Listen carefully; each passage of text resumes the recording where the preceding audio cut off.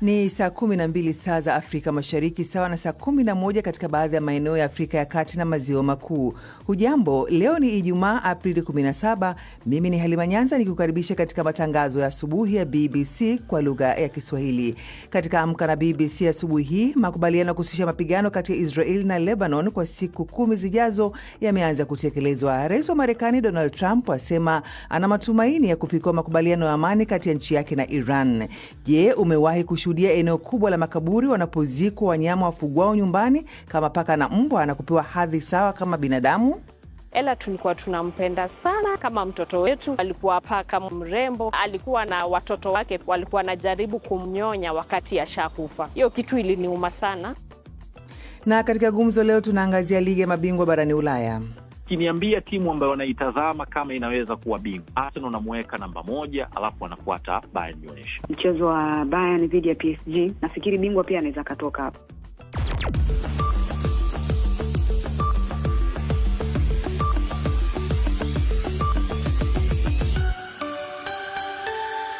Kwanza ni muktasari wa habari za ulimwengu unaosomwa na Carol Robi. Shukran Halima. Makubaliano ya kusitisha mapigano kati ya Israel na Lebanon kwa siku 10 zijazo yameanza kutekelezwa. Makubaliano hayo yaliyosimamiwa na Marekani yanatarajiwa kurahisisha uwezekano wa kufanyika mazungumzo ya kumaliza vita vya Iran. Kundi la wanamgambo linaloungwa mkono na Iran la Hezbollah limedokeza kuwa litaheshimu makubaliano hayo. Saa chache tu baada ya kutangazwa kuwa makubaliano ya kusitisha mapigano yameanza kutekelezwa, jeshi la Lebanon limeripoti kuwa Israel imeyakiuka kwa kushambulia vijiji kadhaa vya kusini mwa nchi hiyo. Israel imesisitiza kuwa majeshi yake yatasalia katika maeneo yanayoyadhibiti. Msemaji wa katibu mkuu wa Umoja wa Mataifa Stefan Dujarric amesema wamefurahishwa na makubaliano hayo. Tunapokea vyema hatua zitakazomaliza uhasama na dhiki kwa pande zote mbili. Ujumbe wa Umoja wa Mataifa wa kisiasa na wa kulinda amani uko tayari kuunga mkono juhudi hizo, na tutaendelea kutoa wito wa kutekelezwa kikamilifu kwa azimio la Baraza la Usalama la Umoja wa Mataifa nambari 1701 na kuwa utekelezaji kamili ili kuelekea makubaliano ya kudumu ya kusitisha vita na suluhisho la kudumu kuhusu mzozo huo. Rais wa Marekani Donald Trump amesema ana matumaini kuwa kutafikiwa makubaliano ya amani na Iran, akiongeza kuwa wako karibu mno kufikia makubaliano ya kuvimaliza vita. Rais Trump anasisitiza kuwa Iran imekubali kukabidhi madini yake ya urani ambayo yanaweza kutumika kutengeza silaha za kinyuklia. Kiongozi huyo wa Marekani amesema duru nyingine ya mazungumzo kati ya wajumbe wa nchi yake na wa Iran huenda ikafanyika wikendi hii, lakini ameonya kuwa huenda vita vikarejea iwapo hakutofikiwa makubaliano kati ya pande hizo mbili. Awali balozi wa Iran katika Umoja wa Mataifa amesema nchi yake iko katika hali ya ati kuhusu kufanyika kwa mazungumzo na Marekani. Afisa mwandamizi katika Wizara ya Mambo ya Nje ya Uingereza Ollie Robbins amejiuzulu baada ya kubainika kuwa Peter Mandelson aliteuliwa kuwa balozi wa Uingereza nchini Marekani licha ya kufeli mchakato wa kuhakiki iwapo anakidhia vigezo vya kiusalama vya kushikilia wadhifa huo. Lord Mandelson baadaye alifutwa kazi kutokana na kashfa ya kuhusishwa na mhalifu wa unyanyasaji wa kingono Jeffrey Epstein. Bwana Robbins hakumfahamisha Waziri Mkuu Keir Starmer kuwa Lord Mandelson alifeli mchakato wa kiusalama wa kuhakiki kama anaweza kuwa balozi. Shinikizo la kumtaka Waziri Mkuu Starmer kujiuzulu limeibuka tena, akishutumiwa kwa kulipotosha bunge kuhusu Lord Mandelson. Na shirika la mpango wa chakula duniani WFP limezindua programu mpya kutumia akili unde kufuatilia na kukabiliana na njaa katika zaidi ya mataifa 50. Mkurugenzi mkuu wa WFP Cindy McCain amesema programu hiyo ijulikanayo Hunger Map Live itaweza kutoa matokeo sahihi zaidi ya kufuatilia mwenendo wa baa la njaa na hivyo kusaidia katika operesheni za upatikanaji wa chakula cha kutosha. Hii ni BBC.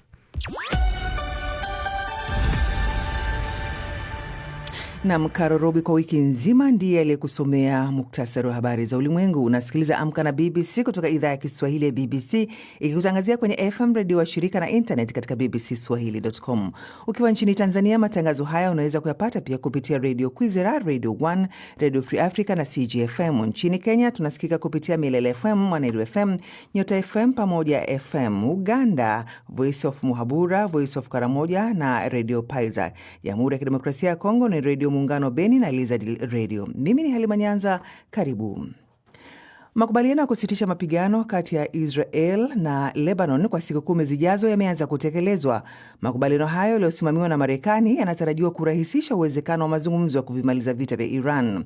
Kundi la wanamgambo linaloungwa mkono na Iran la Hezbollah limedokeza litaheshimu makubaliano hayo. Carol Robi na taarifa zaidi.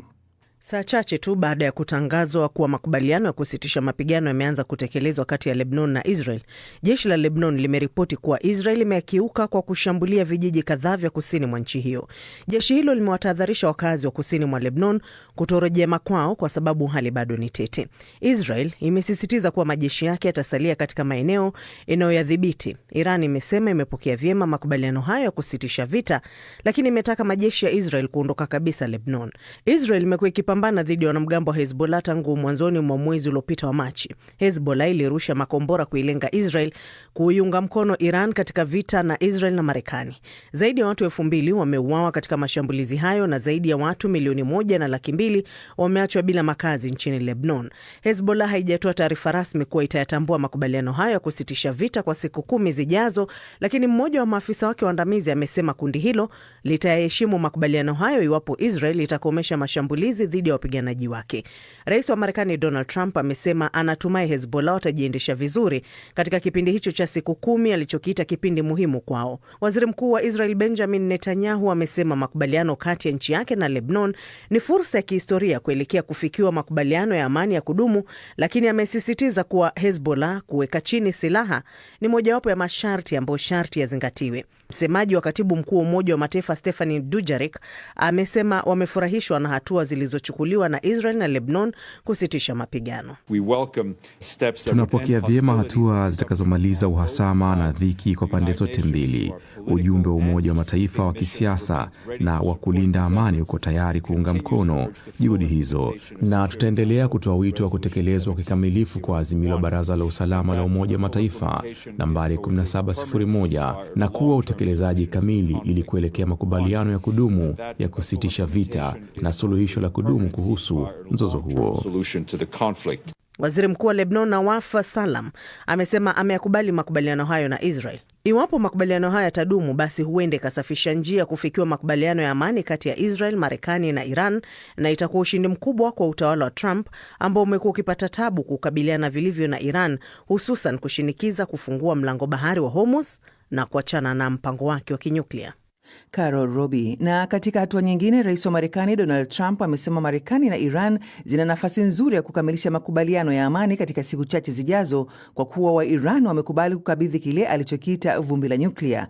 Trump amesema mkutano ujao na Iran unaweza kufanyika mwishoni mwa wiki hii, ingawa alionya kuwa mapigano yataanza tena ikiwa hakutakuwa na makubaliano. Omar Mkambara na zaidi.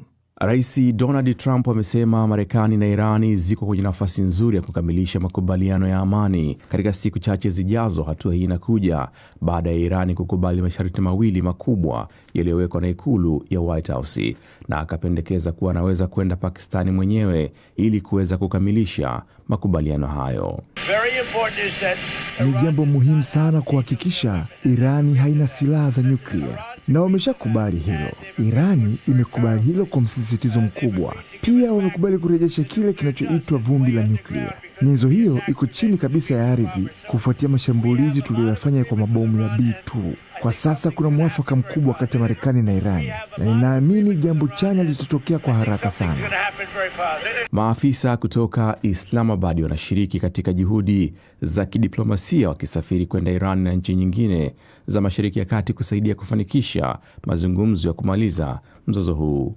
Kiongozi wa kijeshi wa Pakistan Asim Muniri alitembelea Teherani Jumatano, na waziri mkuu Shehbaz Sharif yuko katika ziara ya siku 4 akipita Saudi Arabia, Katari na Uturuki kutafuta uungwaji mkono wa makubaliano hayo.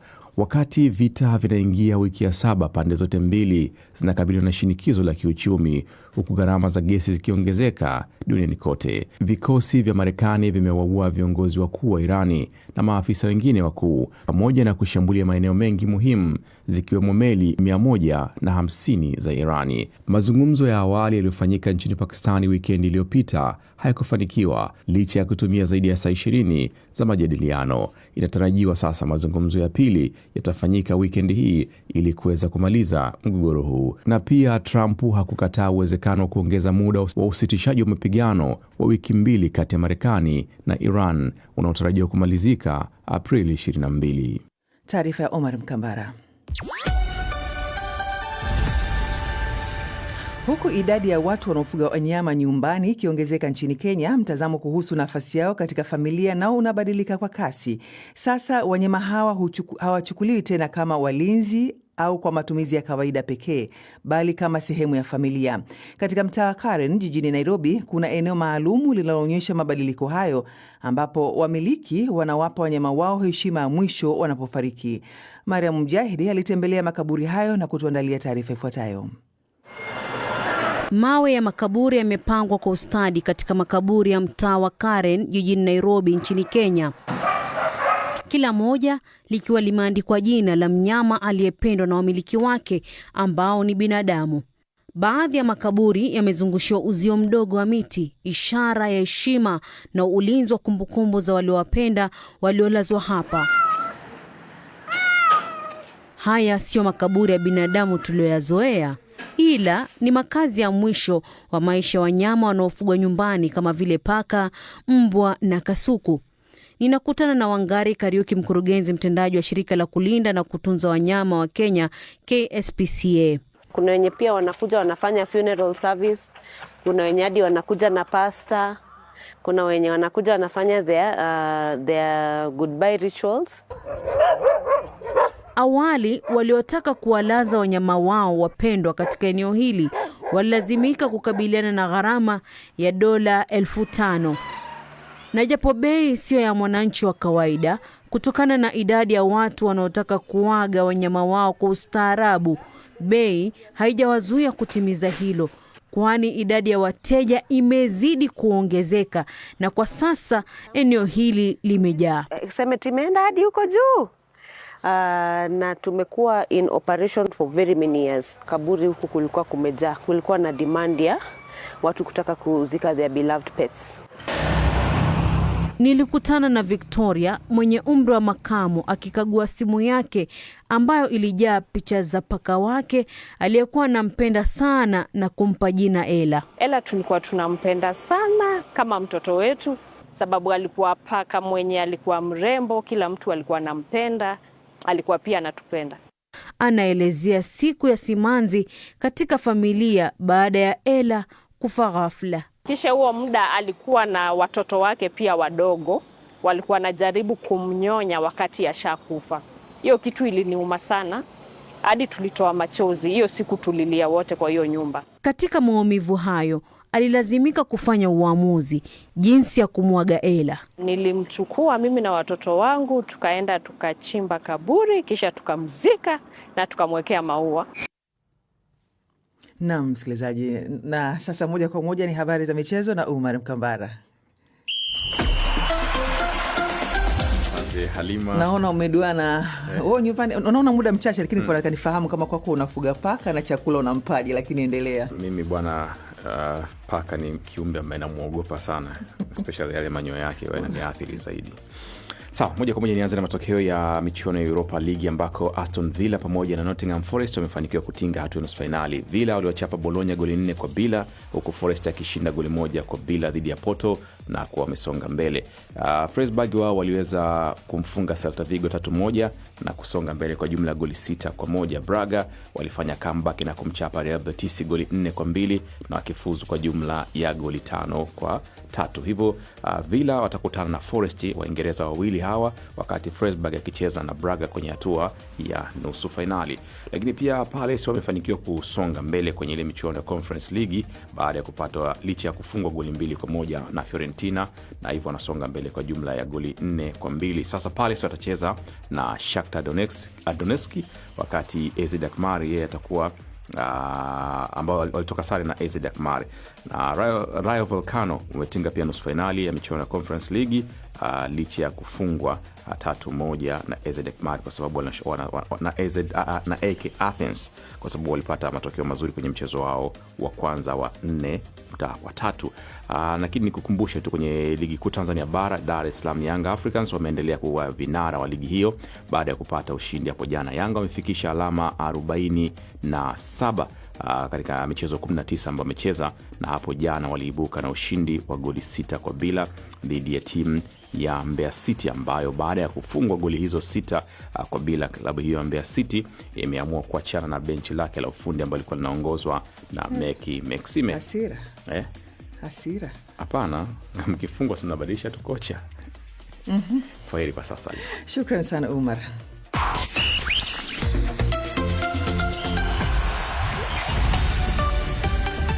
Na msikilizaji, unaendelea kusikiliza Amka na BBC kutoka idhaa ya Kiswahili ya BBC, ikiwa sasa imetimia saa 12:15 katika Amka na BBC ya asubuhi hii. Ni kuhusiana na taarifa mbalimbali ikiwemo makubaliano kusitisha mapigano kati ya Israel na Lebanon kwa siku 10 zijazo yameanza kutekelezwa. Je, umewahi kushuhudia taarifa kuhusiana na makaburi yanapozikwa wanyama wafugwao nyumbani kama paka na mbwa?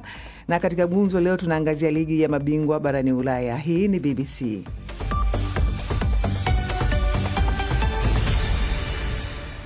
Na mnaendelea kusikiliza Amka na BBC, ikiwa sasa ni saa 12:16 Afrika Mashariki.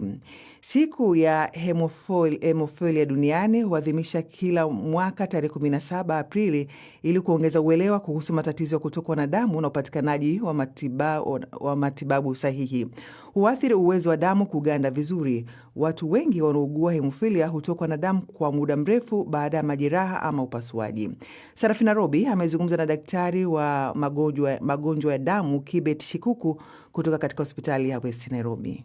So ugonjwa wa hemofilia ni ugonjwa ambao inaathiri wanaume kwa kiwango cha juu, kwa sababu ni ugonjwa ambao unasababishwa na kutoganda kwa damu, na hii ni kwa sababu wagonjwa hawa ambao wako na hemofilia hawana uwezo wa kutengeneza clot. Kwanza nimesikia ukisema ukitaja wanaume, ina maana ugonjwa huu unawaathiri wanaume peke yake? Hapana, kwa sababu kwa kiwango kikubwa tena nitasema inaathiri wanaume. Na ni kwa sababu gani? Ugonjwa wa hemofilia ama uwezo wetu wa kuweza kutengeneza clotting factor proteins unatokana na the gene, the X chromosome. The X chromosome ambayo tunapata kwa mama inatupea uwezo wa kutengeneza clotting factor protein. So mwanamume ako na X chromosome moja na lile nyingine ni Y, na Y hauna uwezo wa kutengeneza clotting factor protein. Mwanamke ako na X's mbili, so akiwa na X moja ambayo sio nzuri na apate X nyingine ambayo kiko kizuri,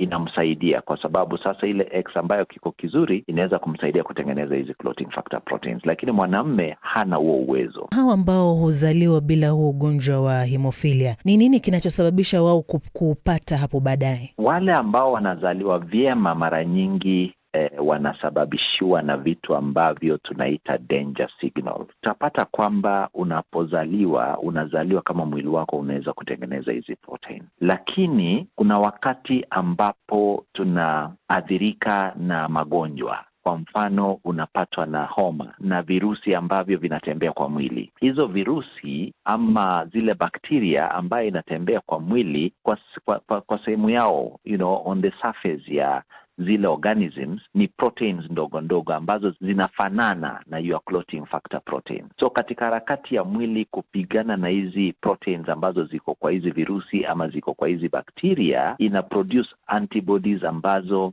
pia zitalenga zile clotting factor proteins. La pili ni watu wengine wakati mwingine wanaathirika na ugonjwa wa saratani, na proteins ambazo ziko kwa seli ya saratani wakati mwingine unaweza fanana pia na hizi clotting factor proteins. Takwimu duniani zikoje, haswa tukiangazia ukanda wa mataifa ya Afrika Mashariki kwa wale ambao wameathirika tayari? Ugonjwa huu unaathiri 1 kati ya watu 10,000. Ya wale ambao tumeweza kuafikia globally ni karibu nusu yake, 400 hadi 500.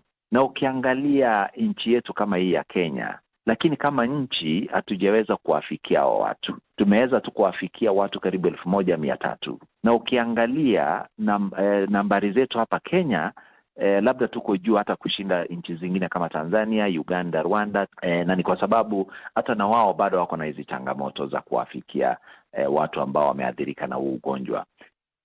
Naam, ni daktari wa magonjwa ya damu huyo Kibet Shikuku, kama alivyozungumza na mwenzangu Sarafina Robi.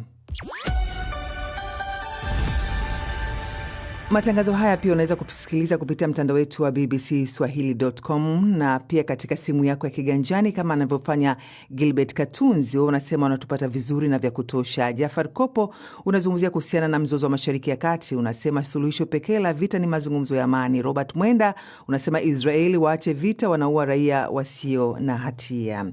Msikilizaji, katika gumzo letu hii leo tunaangazia ligi ya mabingwa barani Ulaya ambapo zimesalia timu 4 kwenye mbio za ubingwa wa michuano hiyo: Arsenal, Bayern Munich, PSG na Atletico Madrid. Je, ni timu gani ina nafasi ya kufanya vizuri katika michezo ya nusu fainali na fainali? Omar Mkambara amezungumza na wachambuzi wa soka Tagato James Tagato na Amisa Abdurahmani, ambaye kwanza wanaanza kuelezea tutarajie nini katika michezo ya nusu fainali. Kwanza usizitazame timu 4 tu kama ambavyo pengine watu wengi wanazitazama. Tazama timu 4 kama mataifa 4 ambayo yameingia kwenye hatua ya nusu fainali. Ni mataifa 4 makubwa kwenye mpira barani Ulaya ndiyo ambayo yameingia. Tafsiri yake ni kwamba tunakwenda kwenye nusu fainali yenye viwango vya juu, tunakwenda kwenye nusu fainali itakayotupa mechi zenye uzito wa kiwango cha juu kabisa. Kwangu naiona nusu fainali ambayo imebalance, nusu fainali ambayo hakuna hata mmoja ambaye ni mnyonge na hakuna ambaye amepita pia kwa bahati mbaya. Tagato James Tagato, PSG bingwa mtetezi chini ya Luis Enrique wanakwenda kwa kabili Munich ya Vincent Kompany. Hapa unaona Luis Enrique akiendeleza ubora wake na kutoa taji lingine ama kufika fainali, ama Vincent Kompany ambaye miaka kadhaa alifukuzwa Burnley anaenda kutengeneza heshima mpya. Kwanza mimi kwangu hii ndio mechi pendwa zaidi na huwa naitazama kama ni fainali kwenye nusu fainali. Yaani hii ni mechi ambayo kila mtu alikuwa anatazama ama anatamani ndio ingekuwa fainali. Kwa nini? Ni kwa sababu ya hizi timu zimepata faida kubwa tangu katika yale mazingira ya kuondoa bao la ugenini.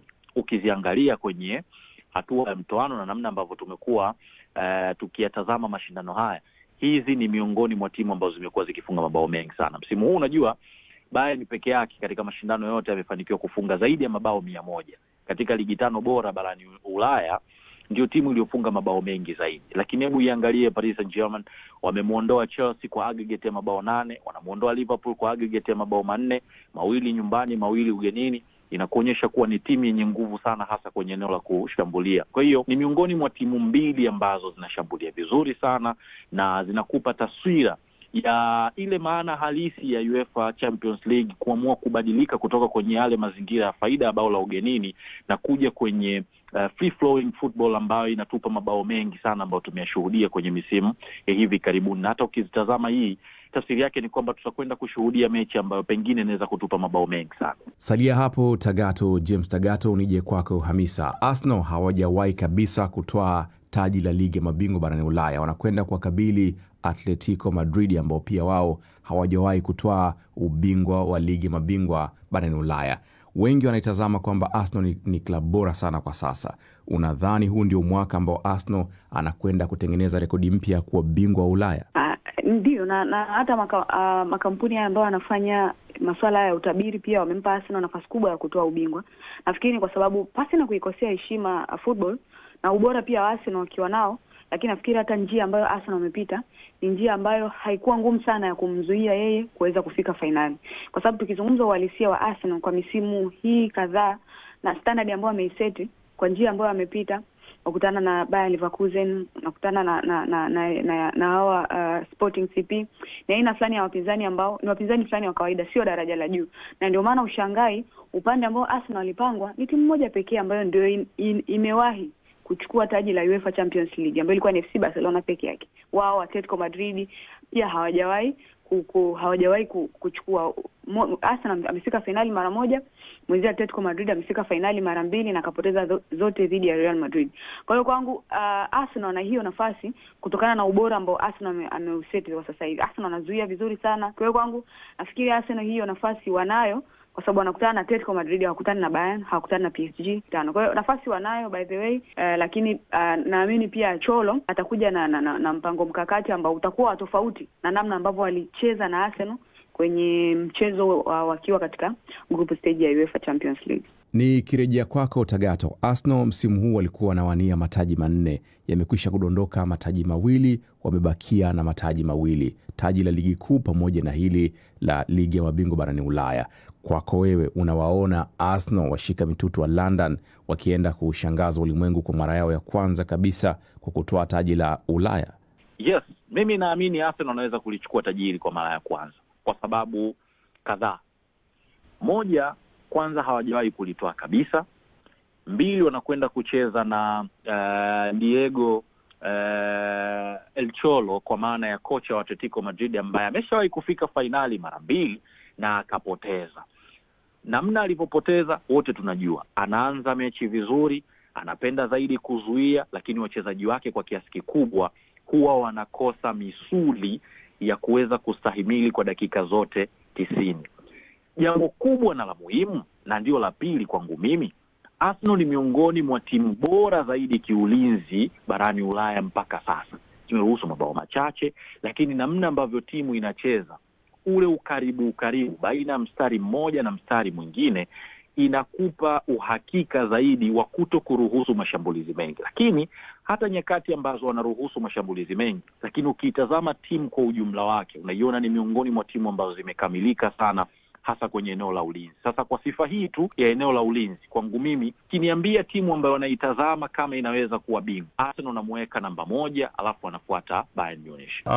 Nirejee kwako Hamisa, mchezo gani utakuwa ni fainali kabla ya fainali, wa Arsenal na Atletico ama PSG na Bayern Munich? Basi na kupepesa macho, mchezo wa Bayern dhidi ya PSG.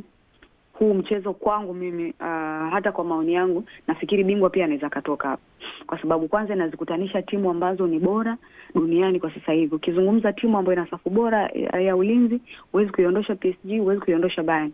Timu ambayo ina safu bora ya kiungo, ina kiungo kizuri, huwezi kuiondosha PSG, huwezi kuiondosha Bayern. Lakini nafikiri hii mechi ya Bayern na PSG itateka attention ya watu wengi sana duniani kutokana na ubora wa vikosi vyote viwili, form zao kwa wakati husika, walimu pia, namna ambavyo wanazifundisha hizi timu, namna ambavyo wameset standard ya hizi timu. Kwa hivyo nafikiri itakuwa ni mechi ambayo ni burudani pia kwa sisi wadau wa soka.